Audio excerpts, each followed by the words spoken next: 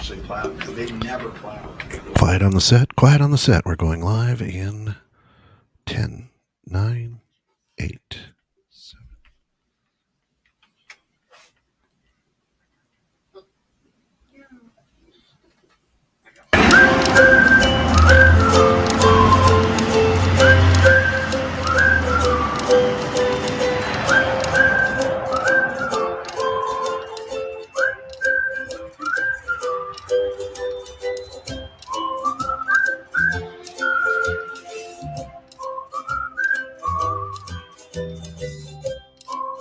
Welcome to In the Know with Steph and Joe. In the Know with Steph and Joe is all about small business development. These two entrepreneurs bring real-life experience, laughter, and a ton of knowledge on how to build your small business and make it thrive. This is your creation. Now learn how to make it sing. Of course, In the Know with Steph and Joe. I always said by Steph and Joe, with Steph and Joe. Brought to you through the financial support of our good friends over at Restoration One and Steph's Bookkeeping. Not only that, but our good friends over at Epic Media. Our passion is working with our clients to create an incredible digital experience. The best digital marketing experience for your business. Every business in every industry has different needs and wants for their. I'm just butchering this for Epic Media. All right, I'm literally. I thought I would take it off your plate, and I'm just ruining it for Jess over there. Do you want me to give it Why a don't whirl? you give it a try? Because ready? good God, that was just horrible. Good God, Ken. With the continued growth of technology, it is essential that you have an effective digital marketing strategy in place. Whether you need a new website or assistance integrating social media into your marketing program, make your digital marketing epic with epicmediainc.com. There you go. Kent, that's how a professional does it. It was so difficult for me. I don't know what happened. Sounded like it. And I've got their website What's up. in your cup over there, Ken? I don't know. It should be something different, I think. Are you tripping over there? So check them out at epicmediainc.com. Love that. There Well, we got through that. So today, let's talk about a little cleanup. Yeah. We need to do a little cleaning up around the studio here with our production manager. So this is like my favorite time of the year as a bookkeeper is the cleanup time of the year. So why? Because this is when I get all the fun projects. Well, cheers to that then. Cheers. Describe a fun project for you? I mean, in the green room when you walked in, right? I'd been working on this one project since 4:30 this morning, on and off though, because I had some other meetings and appointments. But all in all, it's gonna take me like a good few days to get this one up and going. And so I don't know. I like getting ready for the new year. Everything's clean. Everything's ready to go. You don't have all of these loose ends and all this baggage and. I don't know, like that fresh you just start close feeling. it and you're done. Yeah. Like you can close up all those extra doors, make things pretty, clean, repaint, neat, organized, whatever you got to do. Wash the baseboards because nobody does that until Thanksgiving. I mean, you wash baseboards on Thanksgiving? On Thanksgiving? Once a year. Thanksgiving? Yes, once a year before the company comes. That's my baseboard day. You literally you're not getting the turkey ready. Rich does that. Oh. Okay, fair enough. So we know that Stephanie doesn't cook. Well, we, as in me pointing to myself, did not know that Stephanie doesn't cook. Oh, yeah. No. Okay, good to know. I won't ask for your, world famous. Rich's turkey recipe is a 3-day process. Yeah, no, you ask for Rich's food. Trust me. Well, I know that Rich is a good cook, but I just didn't know that Stephanie is not a cook. I do baking. But she cooks ain't food, brother. Right. Yeah, she cooks the books. No, she doesn't do that either. She cooks the books. See, you know what I'm talking about. My wife always says that I bring home the bacon and she makes it sizzle. Hey. Right? Because right? You bring home the money and she spends it. I guess is what you say. She does the cleanup. She does the clean. Oh, clean up. Yeah. So what's the first starting thing you would go into for cleaning up the books? Well, realistically, it all depends on the type of project, but the main spots that I look is the undeposited funds because there's always amounts left over in there. So like people didn't match out their deposits completely. We run through the accounts receivable, make sure everything's collectible. Run through the accounts payable, see if you truly owe these people money.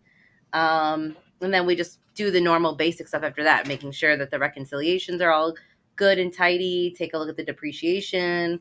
If we notice that any of the interest isn't broken out on their loans, their loan payments, we ask for a statement on those. And then we pretty much kind of from there button it up and give it to the CPA to take it to those final finish line there. Kent, man, you can't talk or type today. I really have trouble learning. But I know. just okay. So if you were to go through and get something, how long would it take you? Is this client you were working on this morning at 4:30 a.m.? Is this a normal situation you see when you get a new client at the end of a year and you've got to do some cleanup?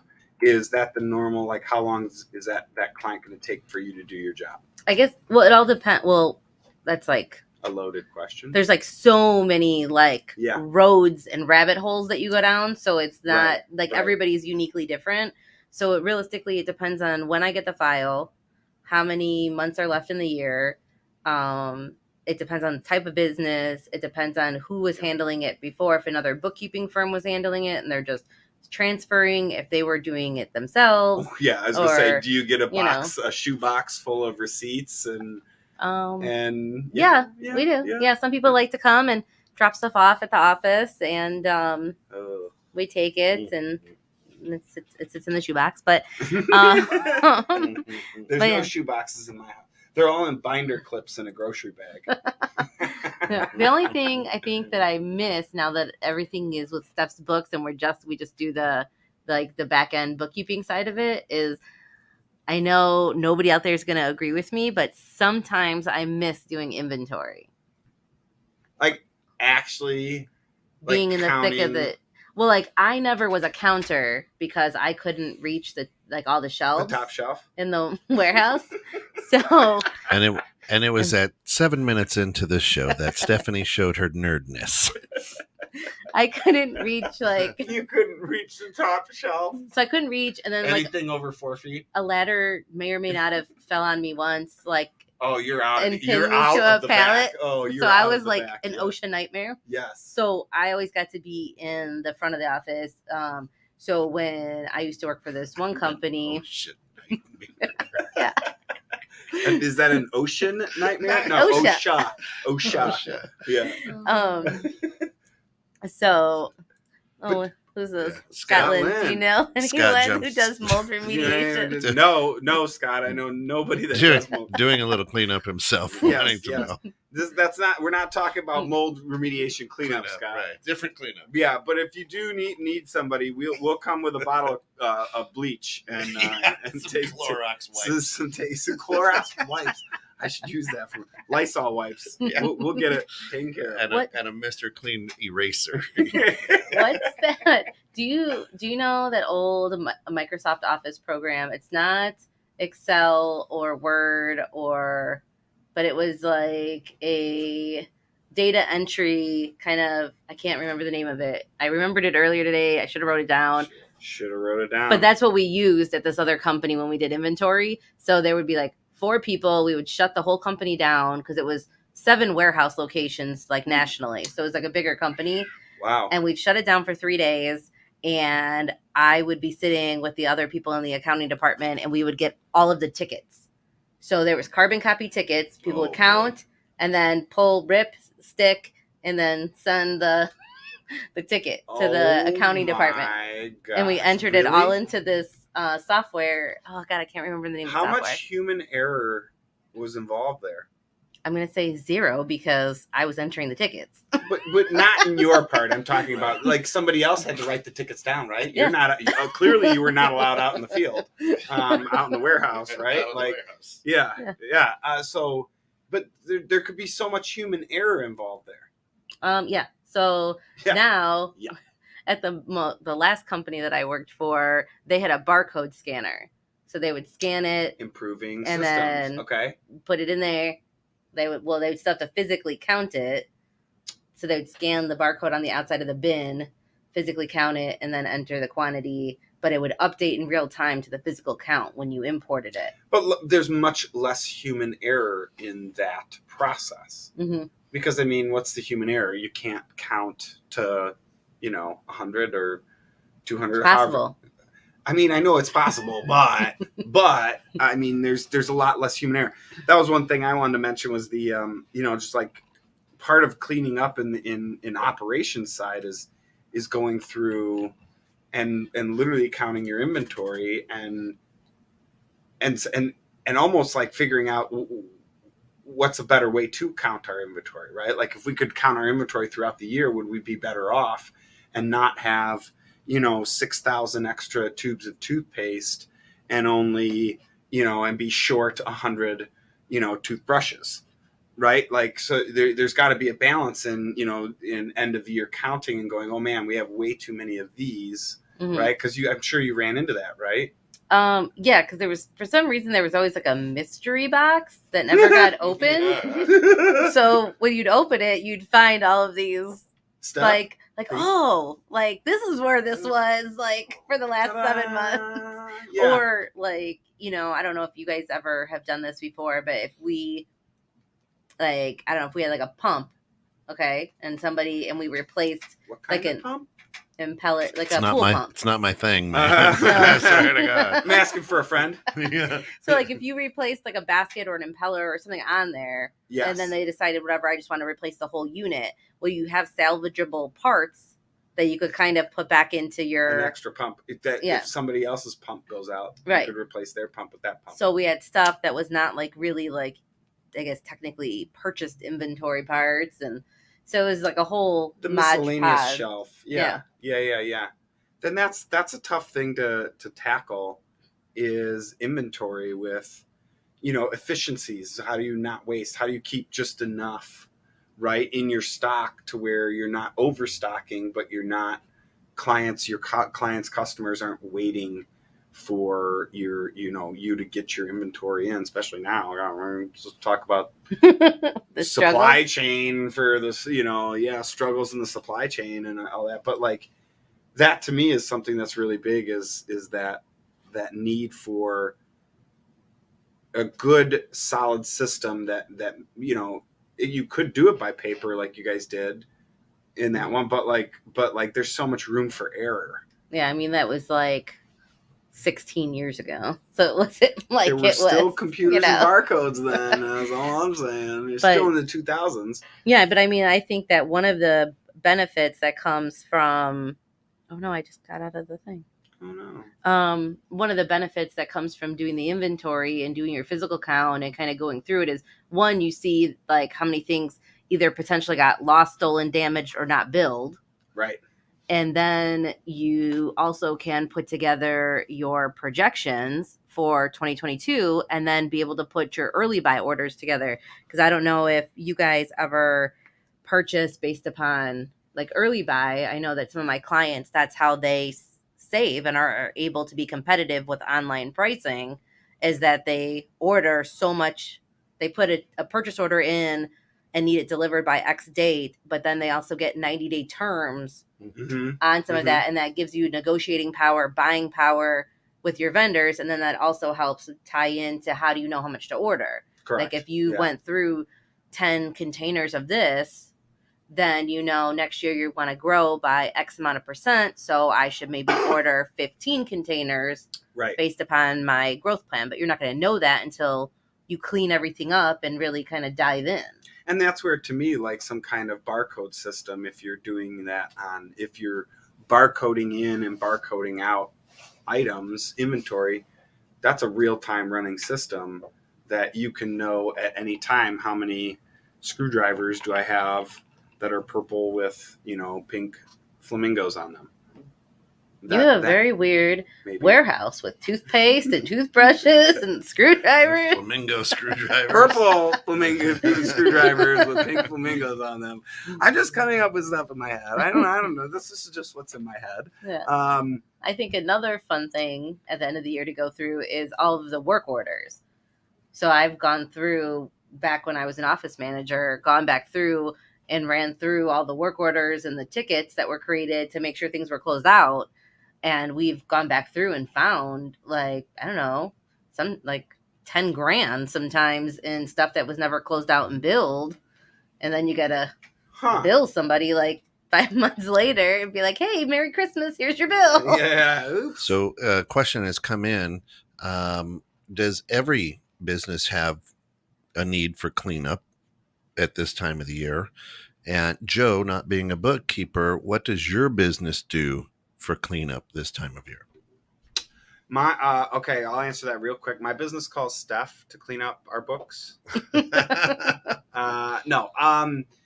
I mean, we could definitely get into that. What was the first part of the question? Yeah, the first part of the question was, does every business need to do cleanup this time of the year? Yes. So I would say yes. It doesn't matter what business you're in, what business you do, in some form or capacity, you're going to have to do some kind of cleanup. Whether it be, not all cleanup is going to be in your books. Not all cleanup is going to be in, not everybody has inventory. Not everybody has, that kind of stuff. Some people, like your business, bookkeeping, right? You don't have inventory. You don't have, right? Like, you have a staff. You have some marketing expenses, right? You are a bookkeeper, so you can easily keep your books. I like how he just minimizes my well, expenses. what I'm saying she's is, got a calculator and a pen. what I'm getting at is, so what I do, as well as some other people like in the professional services industry, what they would be doing is I would take the time. So like our staff logs all of their time for every work ticket that they work on. Yep. So that's our time to go through and make sure that what we are charging our clients on a monthly flat rate it works for our margins that we're trying to hit. So that's our time to review and clean that up and potentially rebid out clients for 2022. Or I need to look at the percentage of time that my staff is spending on non-billable time versus billable time. Is their workday being filled enough, or do I need to like back off their hours so that it's more billable time versus the non-billable? Because I don't want them just sitting there. That's a good point. Efficiency was what I was going to get at. Was there's always, anybody can look at a business, whether you have a large budgeting and inventory and you have a lot of assets, or you're working on your desktop and you're operating your business with you and a couple people, right? Like, it doesn't matter. There's always going to be efficiencies that you can work on. And those efficiencies are what I think any business can look at, whether you are looking at your books or you're looking at your employees, you're looking at your marketing strategy. That's a big one that everybody should always be visiting on a constant basis, is your marketing. But when do people have time to sit down and look at how well they're marketing, right? So most people sit down, and an easy way is at the turn of the year, let's clean up our marketing. Where are we spending our money that we're not getting our return? Where are we doing that? So there's always things that any business could do, no matter, what your operations or your services or whatever you're doing. Anybody can sit down and clean up their business at the end of the year. We all have goals. I mean, recognizing if you hit your goals last year or you're not, right, and resetting those goals. So our company, for us, we're really big on education. So we really push our guys learning and educating themselves, and then going out and looking and wanting to gain that next level. So right now is just, if everybody, people come to us and say, hey, I want a raise, or I want, more hours, or I want this, or I want that, we can easily say to them, oh, hey, not, let's get you more educated. And then we can easily get you a raise or get you something like that, right? So it's not necessarily a no. It's we always want education. So if we're going to get that education, if you get that education, you're going to be able to get that raise. You're going to be able to progress, and that's a big part about cleaning up your employees and making sure they're all elevating themselves. So no matter what. Another big thing that we always tell people at the end of the year too is your software. Your software is another big thing because everybody, you have those little $5 software, $10 software. You're testing out the trial. You're doing this. You're doing that. So that kind of you need to go through and make sure all of that is good and integrating and you're still using it. Like right, there's some simple POS systems that people use. I mean, we don't need a POS system because we don't have like that kind of transactions, right? Like, but somebody may be sitting and have a gift shop, right, or whatever it may be, and that gift shop they're getting people in the door and they're spending a massive amount of time ringing up their sale because it's a clunky POS system, right? That may be a bottleneck that's worth looking into at the turn of the year to clean up your systems, your software, so your apps. So I mean, it's like cleanup / business review. I mean, it all kind of goes hand in hand. So whatever your business is, you're going to have something. Each department or component in your business, no matter what type of business you have, is going to have some level of cleanup or some level of like going back to and fine tuning the process or fine tuning the purchasing or whatever. Yeah. I mean, there's, we talk about, Epic Media is a good thing that we talk about. Inc. You can check them out. Great place to do websites. Are you going to try it again? No, but check them out at epicmediainc.com. You're just trying to recover yourself? Yeah, we'll just throw that out there. Okay, I love that. Is Jess giving you some crap right now? No, we're just throwing it out there. Well, that actually plays into my point. Right. One thing you can always clean up is communication. You can clean up communication with your employees internally. You can clean up communication with your clients externally, right? So cleaning up can come in the form of many, many different ways. I would say, ready? So here it is. Ready? So we have this machine, we got this hopper, and then it goes, right? And out pops the widget, right? So if everything works in order in that machine and everything works well, everything flows, it all flows smoothly. Mm-hmm. You have no places where it's backing up. But your thing that goes, right? That thing may only go so fast, but the thing before it is going, right? And really churning things out. And so you have this bottleneck in your machine. And that could be in the form of your billing, getting for us, we do documentation of everything we tear apart in somebody's home. So if we have to document everything and then turning that documentation into a bill is a slow part, that's something we have to look at as that's a bottleneck for us, and that it takes forever for us to get something from the end of the job as the work is completed. Now we got to bill it. Well, there's a lot of work that goes into that step, and there's only a few people in our company that are qualified and able to do that. So that's our bottleneck. And if that's the case, then that's something that we have to look into on how to speed that up. One of the ways we're doing that is macros, where we can get things to just churn and burn and spit out a thing and call it good. But so even if you've had a record year, right? I mean, this is like the best year. You've been in business for a while, so it's not your first year, but I mean, you slaughtered your goals. There's still some cleanup that needs to happen. Yeah, absolutely. I mean, absolutely. A couple of the companies that I'm working on cleanups right now, I mean, one of them's dating back to 2014 of just random things that they just didn't catch over the years. And they were small numbers that have now kind of equated to like bigger things. And they're like, and then they're cleaning up somebody back from 2018. So it's just, you could have these record years. I mean, I worked for a company that had a record years, and then when we did the inventory count, they were missing $250,000 in inventory. So that really, kind of cut into that profit, I mean, where'd they go? Yeah. So Amen. obviously they needed to take that as a learning experience, and over their slow time, which is the winter, clean up their process and start protecting that inventory a ditch better. Be more efficient. Meanwhile, and, some and, guys and got effective. Yeah. Meanwhile, some guy's got his garage full of pumps. For what? You never know. So What kind of pumps? Kent? So it's just, It's not my bag.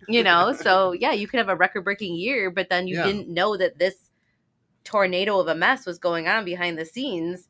And then when you actually sit down after Dive into you've it. Yeah. cleaned up all of your Well, I like that because thing. usually when things are going good, especially for small businesses, a mom and pop, own business or whatnot, when you're on that wave, you just keep riding it, and you think life is good. And that's the thing is most people that start off as that mom and pop shop, they can easily handle the inventory because it's not a lot in the beginning, right? For most places, it's not going to be a ton of inventory. It's not going to be a ton of this. It's not going to be a ton of transactions, so they can generally keep up. Then once they start to hit that stride and really get busy, it's that expansion and becoming more efficient, and you can't stay with that pad of pencil and paper inventory if you're dealing with $2 million in inventory, right? Like, a million pieces of inventory, if you will. You have to have a much better, more efficient system. Otherwise, you're just going to be doing that your whole life. All you're going to be doing is counting inventory. I mean, like 1, 2, So yeah, to me, it's just knowing when to grow and when to get better. And that end of the year, to me, cleanup time, that mindset is just being able to understand where your bottlenecks are, and act upon them, figure them out and act upon them. Besides bookkeeping, you're cleaning up your books and making sure that you're filing the right taxes, and you're like that. That's super important. I'm looking for a good tax return this year. I mean, yeah, that's always a good thing. It's just sometimes it's difficult to explain to people how their numbers after I'm done with the cleanup, how they look so different than what it was in their head movies. I thought we were gonna get this much of a profit. Now you're saying it's right. Well, because if I have to do historical cleanup from 18, 19, 20, and now we're filing for 2021, what people don't understand sometimes is that all of that stuff that's on your balance sheet that I'm trying to true up just carries over year over year over year. Your profit and loss statement restarts every year. So if you don't clean up your balance sheet by January 1, it's going to have an impact on the next year. And the only way for it not to is if this client or person or whatever wants to go back and amend the last 3 years of their tax returns, and I clean up and journal entry these items in that specific year where the problem arose. And you could only, I think, go back 3 years. You could only go amend 3 years at a time. So you might have had a good year, and you totally didn't have a bad year, but when I go back and clean up that stuff, so this way you're really truly starting off fresh, it might bring that profit down, but it's really on a technicality not, because it's old stuff from so many years ago that we just need to get rid of. Reconciling those, Yeah, so it's just you just didn't do it every year. And then when you want to clean, it's no different than when you clean your garage. If you clean your garage once every 3 years, then there's a whole bunch of stuff in there. Hi, Mom. Hi, Mom. Of course, Linda's in from Arizona. Yes. Linda's not in here, the studio now. Right. But we love Mom. But, so if you only clean your garage once every 3 years, what do you think is going to happen? You just keep throwing stuff in the corner and you forget about it. Oh, yeah. We call that our hoarder's corner. Yeah. So then it You takes... have one of those? Oh, yeah. So it would take you, if you decided to dedicate a day or a weekend to cleaning out that hoarder's corner, it's going to take you a lot more time and energy to do that after 3 years versus 6 months. So we're in the process of moving. That hoarder's corner hasn't been touched for 18 years. Oh, well, so there you go. You have a little... it's just a corner? Oh, you're good, dude.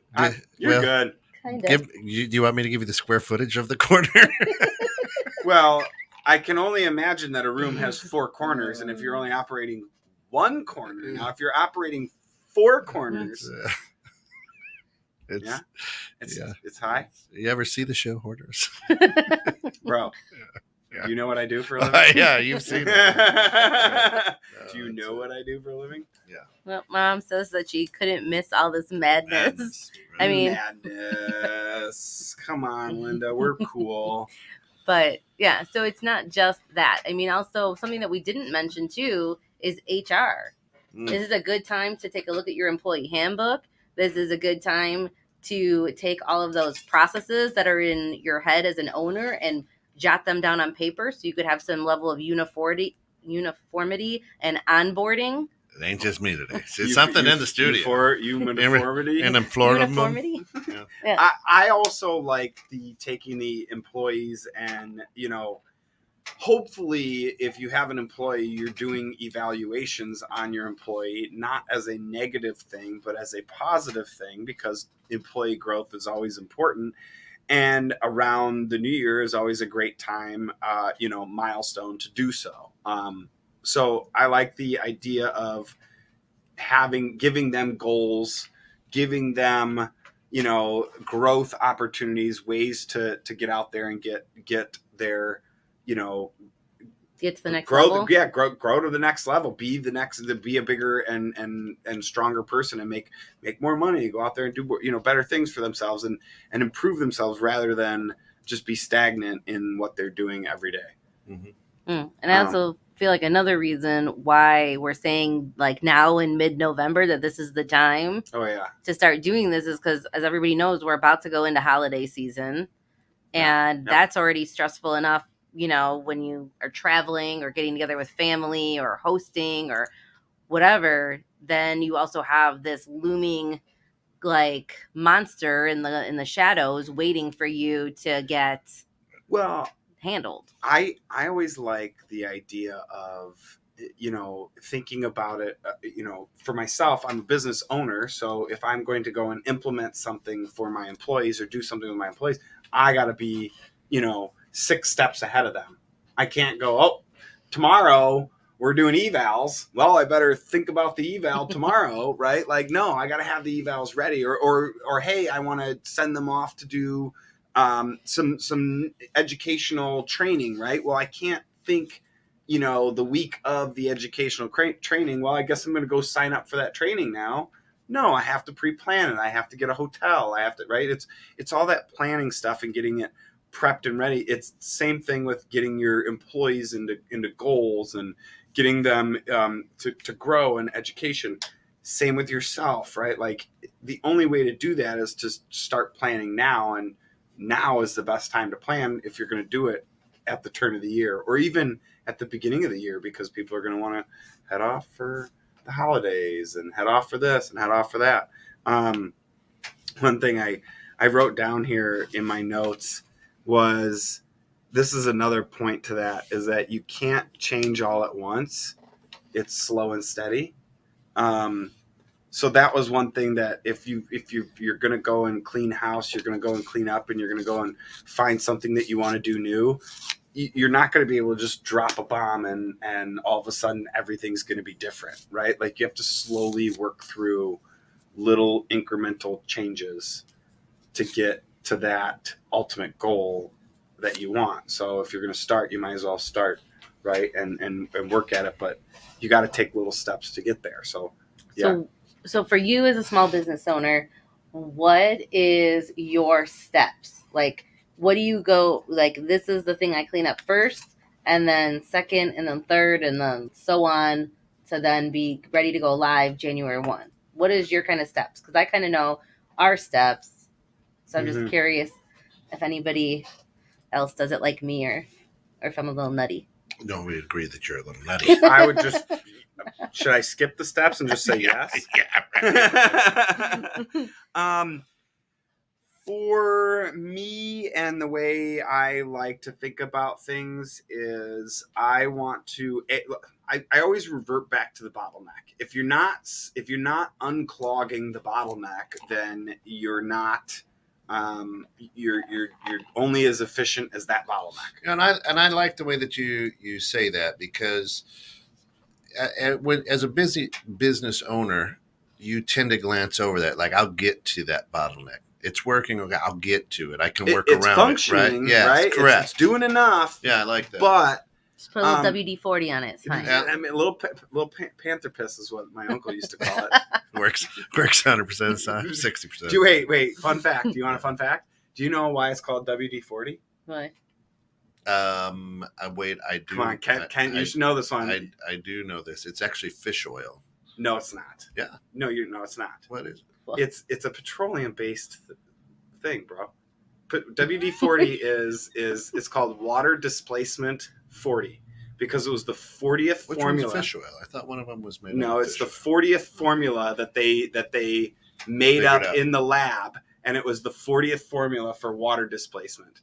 So it's called WD-40 because it's the water displacement 40 because it was the 40th formula. That's the only reason. All right. why. Well, I guess you heard it here first. But, In the no, know you with didn't Steph hear and it Joe. first. I've heard it 800 times. I just thought it was a fun fact I'd like to share. But, God, what were we talking about now? Your order, your steps, and your cleanup. So, bottleneck is first and foremost. I will always, if you have a bottleneck that is slowing your business down, that is slowing the speed into which if you can't do anything more than a certain amount of volume, right? If you're a carpet cleaner and you can only clean 2 houses or 1,000 square feet a day or whatever it may be, and that's your capacity, well, you can extrapolate throughout the year. If you stay busy for 365 days a year, I can tell you exactly how much money you're going to make in that year, right? So to me, that if I can only do 1,000 square feet a day of carpet cleaning, I gotta and I want to make more money than X amount of money, right? I got to go out and be able to obtain more carpet cleaning capacity. Yeah. Right. Same thing with making widgets, right? We got our hopper and then right. And if the takes forever and you only get one in like a minute, but everything else is right, then that one is I got to go and get like 3 more machines that do, so that way I can get that out. Well, does that make sense? It does, but I'm just thinking about the people listening. You're doing hand motions and stuff. All they hear is. Yeah. Well, that to me, that all makes sense in my does. brain. No, It was funny because I can see it so clear in my brain. Too, but that's why I said I never thought of that, because as a small business owner myself, I tend to glance over or hop over the bottleneck and go, I'll get to it. Most people do, because most people, and this is one of the biggest flaws that I see with, especially with like trades guys that go into their trade and go, I'm going to go own my own business in the trade, is they go, I can do the trade, but they're only one guy. Yeah. So their capacity is as much of that trade that they can do, and that's it, right? So then after that, how are you going to expand? How are you going to go further? And what's their thing that Olinda says, bottle some of that and express it to me. Some of that. Yeah. All right, Linda, I got some coming right at you.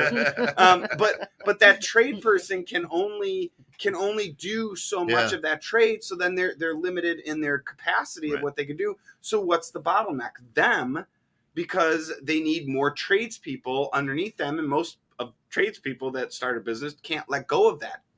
Yeah. No, it's done my way, only my way. If you don't do it my way, and blah, blah, blah, right? So, and that's a generalization. Sure. But yeah, to me, if you have it, you got to find that bottleneck. It doesn't matter where it is. Most of the time, that bottleneck is whatever your weakness is, right? For me, I'm in sales. Bottleneck's not sales, right? For a tradesperson, they're not in sales. That bottleneck is going to be the work, right? Because they're the only ones that want to do that work. Mine's not sales. Mine would be... Mine's my stealthy good looks. Oh, I like that, Ken. I got to start using that. That's why you can't Stealthy? see me. That's right. But to me, that might be we were talking in the green room. You were talking about your, how you have certain accounts and you have certain things that you have to do in your business because you don't have anybody else that's qualified to do them. Yeah. Right. And some of it's in my head, but some of it's fact. But but that's a tradesperson's mentality, right? Like, and to me though, that's where I would take that bottleneck in my mind. When we first started our company, my bottleneck was me always, because I was the only person, but I wanted to let go of those things, but we had to find somebody, we had to hire somebody. Now it's just employees is probably the bottleneck because there's a lack of labor, right? So there's just so many things that you could figure out what your bottleneck is. So then once you locate your bottleneck, then what's your next cleanup section that you go do in your business? It's action. I want action on that bottleneck. It's making a plan, making an action on that bottleneck. Then from there, after that, I like to just sit back and see what is functioning with that business, right? Like where do we see the potential for one of the things we called it was like under the magnifying glass of a job, right? Like if we have a job that's small and it's a tiny job, we could make a small mistake and it's not going to be that big of a deal, right? But come a giant commercial job with a very high profile client and we make that same small mistake, that could be magnified and be a really bad thing. So now it's a matter of like, okay, where can we hone our skills? Right? Where can we not just be more efficient, but be more effective? Educate ourselves to be the best that we can be in those situations. Speaking of hoping not to bottleneck your company, you should reach out to epicmediainc.com, right? What do they have on tap for us, Joe? What do they have on tap? Wait, you didn't you didn't like let me try then. Okay, ready? No, I'll do it. All right, you go. Okay.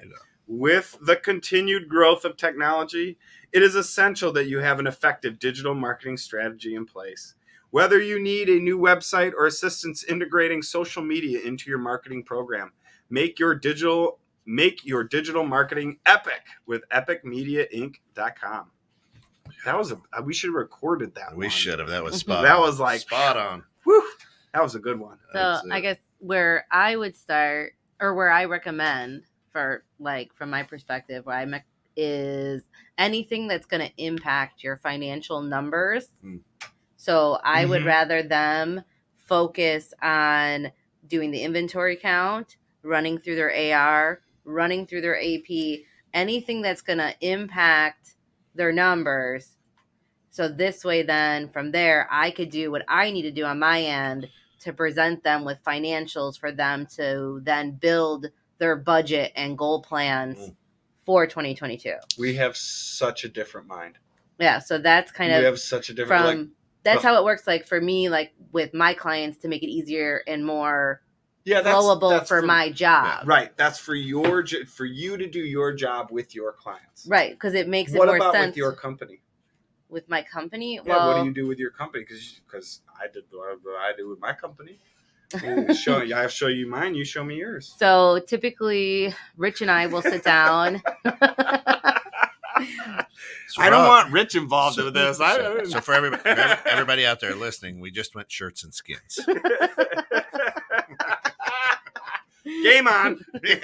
Car. Game on.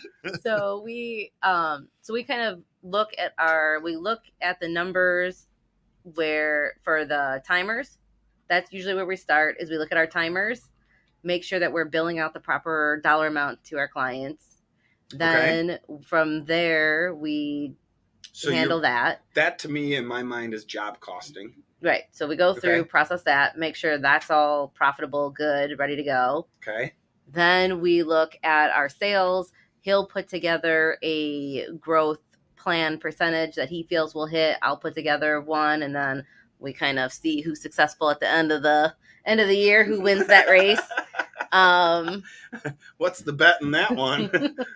I can't say on air. My mom's listening. Sorry, Linda. Please close your earmuffs. And then we do a software evaluation, because Rich always wants to buy softwares. So we go through that, and then we just get ready for next year. I mean, Yeah. it's pretty straightforward and simple for us because we don't have inventory.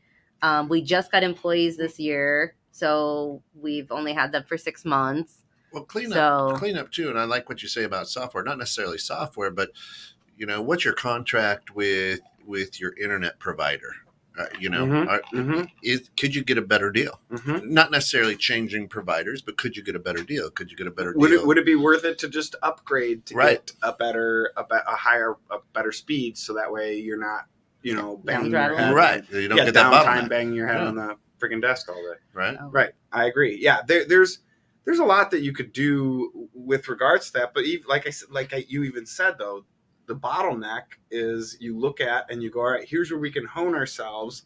And to me, we're backwards because I look at the bottleneck first and then where I hone myself second. Where you're kind of hone myself first, bottleneck second. Yeah. Because then you went, because in the green room, you're like, and you haven't mentioned it yet, is the new, like, I want to hire somebody, right? But you're like, I want to hire somebody. And that would totally free up so much of your time to go and be more productive and be able to be a bigger company, right? Have more capacity. Yeah. Have larger books. Yeah. So we want to hire somebody to offload some of the, I guess, I don't know, the more difficult stuff that I do. Qualified. Somebody needs to be qualified to do that type of work. Right. So this way, then I can go back and do some more continuing education and get some additional certificates to then be able to offer more and I guess potentially better services to expand, like our clients and be more of a well-rounded environment for them. So so I always look at it as this is how much time I spend doing this. This is my margin on this by me doing it. Then if I bring somebody else in, I anticipate them taking X amount more time than I do. So I'm losing this margin, but then I got this payroll. And then I kind of look at it, I guess all backwards. You look at it from, how can I hone my numbers? It's because I'm left-handed. And then, damn southpaws. I mean, that's interesting because to be honest though, like Carrie, my wife, she would kind of go down the same route in the sense that she's been, she didn't have a business background before this, but so the people that she's been mentored by have really pushed her to watch her numbers and check her numbers and know her numbers and things like that. So she knows her numbers. That's what she does. That's just how she's ingrained. But me, I go into business with the old timey mindset of I'll work hard and eventually the money will get to me, right? Like and then I'll have some money to pay somebody else, but like as long as I'm still working, the money's still coming in, right? Like I just like that's my mindset right away. But I also know that during cleanup I got to expand my bottleneck, otherwise I'm not going to be any more productive than I was last year. Right, I'm not gonna experience any growth. Right, but like I just don't understand how somebody can go, like to the next step with their budgeting and planning from a financial perspective without having all of those components that it takes to clean up your financials to then have true numbers to then really it's totally easy. Plan so that. Easy to do that. There's no planning. There's no planning. It's just steam head in, blinders on, and shades on your face in the middle of the night, in the middle of the woods, deep dark forest, and you just go running straight. That's how they do it, and they do it every day, all day, and people do it on a daily basis. I hear of them, and you just go, "Oh, that sounds so bad," because they just, that they don't know exactly where their numbers are. They don't know where they're bleeding, hemorrhaging money. Right? They don't want to confront it. They don't know how to confront it, and they don't know how to correct it. Yeah. And if that's the case, then they're just going to keep going down the same route and hemorrhaging money, employees, inventory, whatever they're losing. Like it's just, blinders. People do it all day long. I mean, like I'm super excited because tomorrow I have a client coming to my office, and we're gonna revamp their whole chart of accounts. And I've been asking to do it. Are you so excited about that? Yeah. She is. Did you hear how excited Steph got? We've been talking about it for 2 years. So I am like so excited that they're finally allowing me to do it because they're asking me how to read their profit and loss statement, and I'm like, in all honesty, I can't read it. Like, I don't know. Like, there's just too much going on here. The chart of accounts, Like, and to be honest, I never knew this when we started our business on how important that start of the chart of accounts is, and making sure you get everything, because once you got everything in and it's in the right spot, when you're doing your bookkeeping, it's a piece of cake. Everything just falls into line, and the software does it all, right? Like, yeah, sure. Mm-hmm. Yeah. Do you agree or do you not?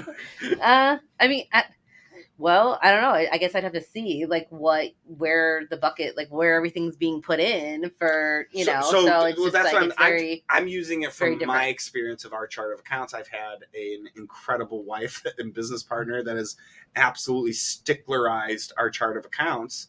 And so she totally... They're the same person, just for people tuning in right now. my wife, my business partner, and my mistress. But she absolutely dominated the chart of accounts. And so I'm sure when you look at our chart of accounts, it was set up for us to be successful if we used it correctly. I'm sure you can see that, right? Like looking into ours, I don't know if you remember. Yeah, I mean the way that Carrie was dividing like everything and the bucket she was putting it in. Yes, it was a lot more detailed than some people. Most, correct. And it would give you guys a better insight on certain components. Correct. But also it's just sometimes it's difficult because I look at a chart of accounts and a profit and loss statement from an accounting perspective. Uh-huh. And then business owners will look at it from their business and being in the trenches and day-to-day operations. Oh yeah. So some of the stuff that they put in there and add in there, they don't realize that there's other, not saying you guys, like just other people in general, that they don't realize that there's other reports. You can say we're perfect.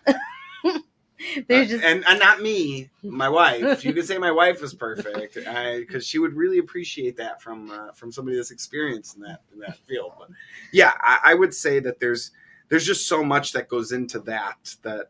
It's just that some people want to, like, I've seen people take like every single vendor. So like for their cost of goods sold, if they go to if they're a plumber and they go to 4 different distribution centers that sell plumbing, like Ferguson, Porter Pipe, right, you know, Wagner and So, Connor, right. So all those people, they'll have that in their chart of accounts under their cost of goods sold, and they'll separate each vendor. Well, that makes your profit and loss statement so long. You don't need that. Right. You could just pull a vendor balance or a vendor detail report, and you could see how much money you spent with each vendor and just put everything in cost of goods sold then. Total. Yeah. And you just have that one category instead of 5. So it's cleanup is more than just making sure you have all your numbers in and things entered in correctly. It's even just consolidation of some things, or understanding that you have to... You all right there? Just dialing in. You got it. Welcome to the show, Ken. Yeah, thanks. It's been one of those days. I've got a bottleneck right here. Yeah. Or I mean a long neck bottle. We're working on the bottleneck right now, right, Ken? Working on the bottleneck. Can I make a small announcement that's not related to cleanup? Yeah. So I just realized today when Let me unmute your microphone. You've been muted all day. Welcome to the show, Ken. So I just realized when I was sitting in my office earlier today that as of tomorrow, I will have been bookkeeping for 19 years. Congratulations! My first bookkeeping job I got 19 years ago. Way to go! I mean, for a 23-year-old, that's impressive. Was I reading right on the old Facebooks there that it was your mom as the first client of yours? Well, no, my mom's coworker's friend's dad. It was his business. Got it. Mom hooked you up with the with first my first client. job. Got it. And way to go, Mom. Linda, we love you. It was an old school plumbing company that still did all of their job costing on those giant index cards with the Rolodex. Oh, yeah. Awesome. And stuff. So awesome. I definitely got that crash course of learning experience, and then that's when I self-taught myself QuickBooks Desktop. So I've been doing it for 19 years now. Congrats. That's cool. So what are we doing next year around this time? What, when I hit 20? Yeah, that's a big mile marker. That's a big deal. Deal. Big deal. It's extra cool because deal. it's extra cool because I got my first bookkeeping job on my birthday, so then I get to celebrate both both things. Both birthdays. I was gonna say both anniversaries, but that doesn't sound right. To the show. But When's your birthday? November 13th. So tomorrow. Yep. So tomorrow. Happy birthday to What are we gonna do today for your birthday? We're going to Disney. We're going streaking through the quads Hey, it's cold out. into the gymnasium. We're going to Disney. Mhm. All right. Oh, Linda, are you paying? Did we get a? Hey, Jason's coming in. Oh. Jason, how are you? Well, hello. Good. How are you? Good. I just signed up with Steph a few months ago, Hey. so I'm just calling to say hi. Hi. Is she getting you all cleaned up? Yeah, cleaned up recently. Yeah, Well, give your I needed Jason it. a plug, brother. Yeah. What's What that? do you do, Jason? Yeah. E-com. I sell fitness gear online. There you Awesome. go. Nice. Okay. And I'm terrible at the books, so I finally decided I had to do something about that. Steph, we haven't talked in a few months, but thank you for getting it done. You're welcome. Steph definitely, when she takes over, she'll tell you what you need, what you don't need, what you're lacking in, and why you're a piece. Well, I shouldn't say that, but she told me that, so that's why I know. If she really did that, the lacking list would be pretty long, I think. So if people want to know what you do, Jason, how they find you? Oh, gymgeardirect.com. How many people are actually in here? I don't think I'm actually going to get customers out of this, and that's not why I joined. But yeah. We've got about 400,000 listeners to this. Oh, okay, great. Yeah. Maybe you I'll should definitely plug your business. Yeah, so it's Gym worth Gear- plugging. gymgeardirect.com. Yeah, GymGearDirect.com. Gear Direct. Is that like JIM? gym like a gymnasium. GYM. I'm kidding, Jason. Okay. James Gear is the next James Bond. Jim's Gear. It's better than Jim's Junk, right? Right. So like jimjunk.com or something like that, right? So Right. I like it. Jim's Gear. Jim Yeah, so Gear. like when everybody- Jim's Gear. Jim's You Gear. know, everybody was Hey. working from home and all the gyms were closed. Mhm. They'll ship it to your house, and then you could keep working out, stay healthy. do all that. Dumbbells too? You'll ship dumbbells and Uh, like free weights, or is it mostly like systems? Well, we're just getting into systems, but actually 85-90% is dumbbells, it seems. Yeah, Really? generally sets. What's Yeah. your shipping costs on an 8-pound dumbbell? Well, I would encourage you to look to your left and find out. No, actually, I don't think she sees the breakdown. But it depends on the carrier. I've seen shipping. I once made a mistake that caused a $700 shipping to Martha's Vineyard, but generally everything's obviously over 150 pounds unless it's an accessory, and minimum starts at around 140, but I'd say average shipping is $250 or so for a heavy set. Under 400 pounds, it ends up being, and we absorb the cost, and that's why Steph, you don't see it. You'll just see the transaction from the vendor. It includes the product and the shipping, which I calculate. But So okay, now let's get into some closing. We got a minute or two, couple minutes before we About close 3 up here. minutes. Yeah. Okay, good. So Jason, I got a couple questions for you. Then you direct ship from your vendors. You don't house any inventory, right? So I see you look like you're in your house there. So do you have a garage full of workout equipment? I can come and. What's your address again? yeah, I'm in my Airbnb in Costa Rica, actually. Dang. But no, yeah, we house some with an inventory, a partner warehouse that we have in Texas. That's our own brand. But if we're selling for another manufacturer, it doesn't make a lot of sense to spend the money to ship it to us, and then we would ship it out at less rates, and plus then there's the overhead. So we just pay a fulfillment company to handle our own branded stuff, and for the other brands we sell for, which is like 90% of what we do, then probably 95 actually. And if then they ship it. If you shipping stuff out and you got all that stuff, your cleanup for the end of the year would be fairly simple to me. It sounds like it's just making sure that all your AR and your things that are open are closed, or you're trying to go through that, right or no, Steph? Yes. Yeah, Steph. That's a question for Steph. I don't know. He goes, "Can we revert back to the I hate booking." Yeah. From a bookkeeping perspective, his account is pretty straightforward, but I mean, Jason would have to check with his. So even though he doesn't physically handle and manage the warehouse that his inventory is housed in, he still needs to make sure at the end of the year that all of it is usable, sellable inventory, because there's things like where people use those FBA shipping stations and stuff that Amazon provides. Things do get damaged, broken, lost within those facilities. So you need to, he would need to make sure that he's getting any credits and things like that sent back from those fulfillment centers, because they assume part of the liability by housing his material. That's awesome. Yeah, we have damage too sometimes. Yeah, I got to figure out what to do about that. I can imagine. Well, we definitely got to wrap it up. Do we want to give Epic one more plug? Better give Epic Media. Let me point. With the continued growth of technology, it is essential that you have an effective digital marketing strategy in place. Whether you need a new website or assistance integrating social media into your marketing program, make your digital marketing epic with epicmediainc.com. That's it.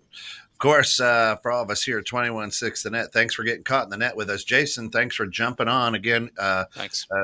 What Net Gear Direct? What'd you call it? Jim?